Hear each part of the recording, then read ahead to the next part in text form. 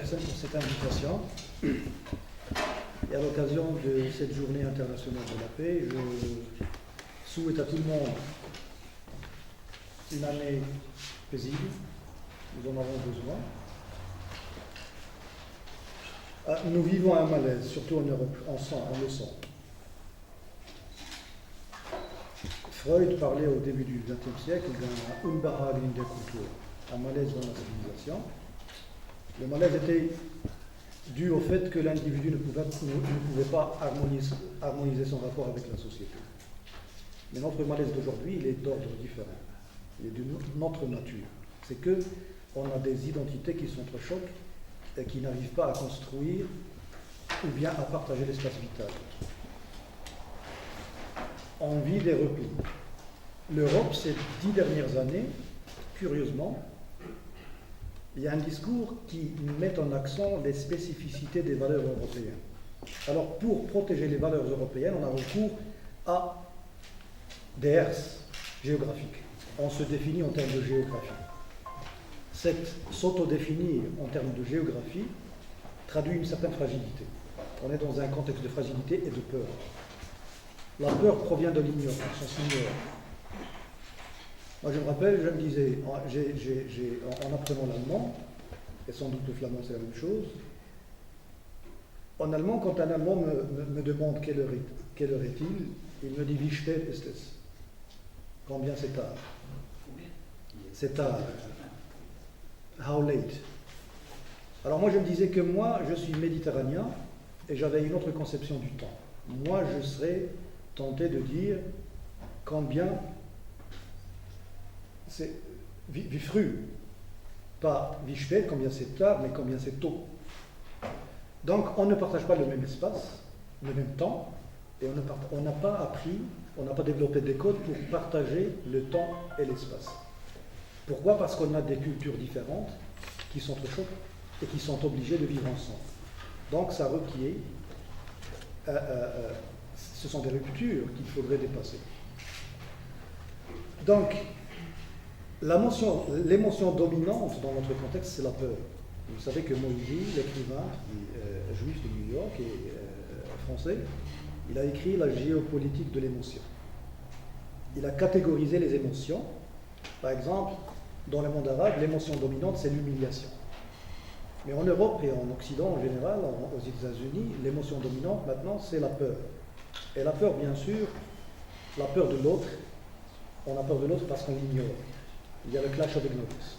Il y a un conflit des ignorances. On s'ignore. Qu'est-ce qu'on peut apprendre de l'autre? Nous avons besoin de développer une grammaire existentielle ensemble. Ma conception du monde est différente de votre. Quand vous dites monde, c'est par rapport à un monde. Quand vous dites cosmos, c'est par rapport au chaos. Vous habitez dans cette dualité. Pour moi, je viens d'un autre horizon. Pour moi, le monde, c'est un signe, l'alam, alam. Et la fonction du signe, l'alam, tu'lim, enseigne. Mettre en signe, enseigne, et en même temps, indique. Tu'lim wa tu'allim. C'est-à-dire, notre conception du monde, elle est différente. Nous parlons des langues différentes, et nécessairement, les langues, pour moi, ce sont des fenêtres qui nous permettent d'entrevoir la réalité cosmique d'un point de vue, d'une perspective. Alors que faire?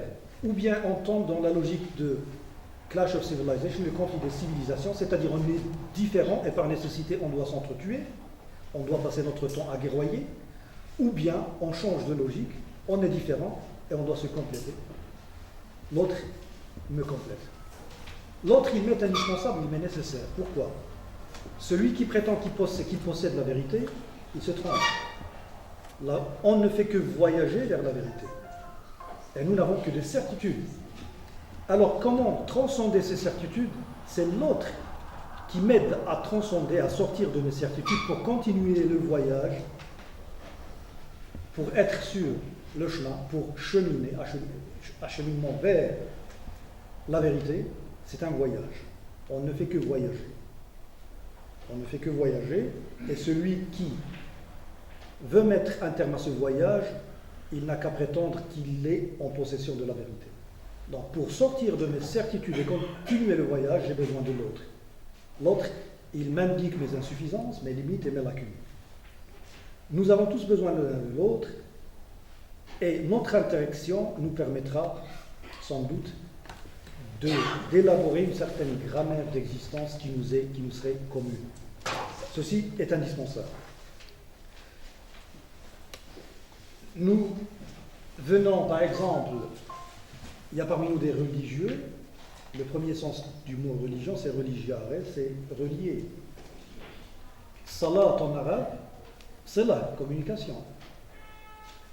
Donc, comment peut-on, par exemple, dans notre cas, comment peut-on éveiller la conscience morale et puis faire de la quête, de la construction de la paix, une responsabilité morale. Connaître l'autre, dans le Coran, est une responsabilité morale.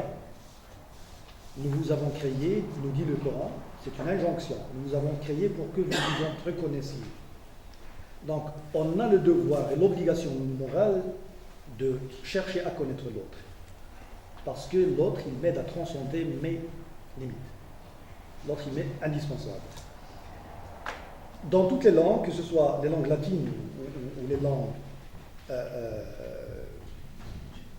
langue allemande, les langues anglo-saxonnes, germaniques et en arabe, connaître et reconnaître découle des mêmes racines étymologiques. Connaître quelqu'un, c'est-à-dire le reconnaître et lui reconnaître le droit d'exister. Cette existence qui est un don. Être présent, c'est pourquoi on confond présent et présent comme cadeau et présent de la présence. Notre présence est un cadeau. Les chrétiens diraient les présences du ciel. L'existence nous est donnée, c'est un présent. Et ce présent nous est donné à tous, à moi comme à vous, à moi et à l'autre. On est donné cette existence et on doit la préserver. Il ne s'agit pas d'éliminer l'autre de l'existence, de lui ôter le droit d'exister. Au contraire, il faut préserver l'existence de l'autre aussi. Il en est de notre devoir moral. Mais malheureusement, nous vivons une certaine indigence conceptuelle. Moi, j'ai suivi le débat autour du Burkini, par exemple, et j'ai trouvé aucune logique, aucun sens. J'ai trouvé aucun sens. Parfois, on confond les ennemis, on choisit mal ses ennemis. Nous avons un mythe dans la littérature européenne, c'est le mythe de la légende de Cervantes,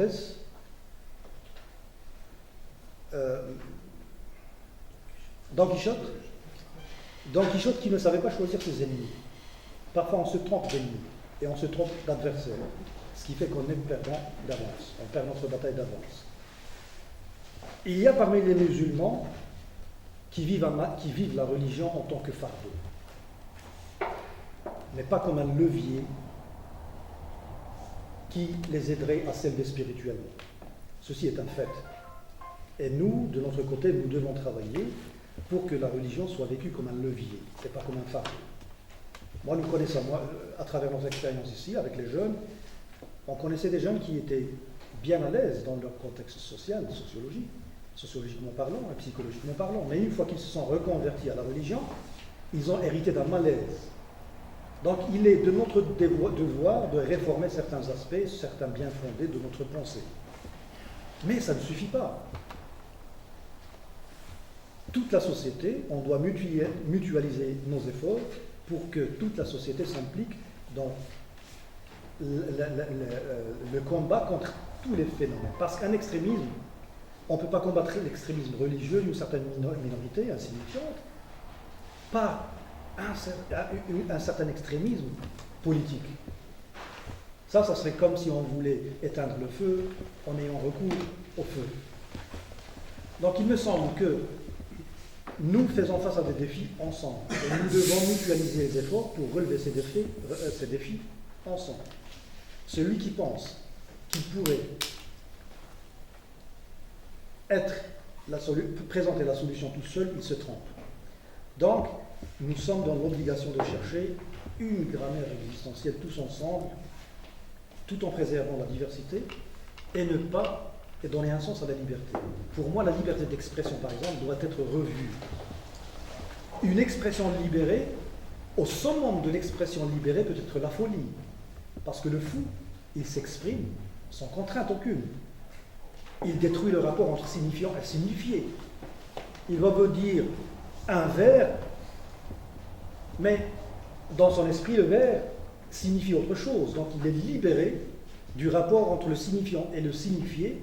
Donc il s'exprime librement beaucoup plus que quelqu'un que nous. Donc on doit donner un sens à l'expression, à l'opinion, mais sans pour autant qu'il y ait des dérapages et qu'on se fasse du mal.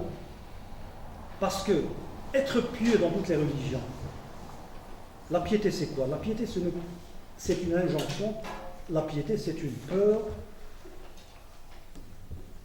c'est avoir le pouvoir de faire du mal à l'autre, mais ne pas le faire.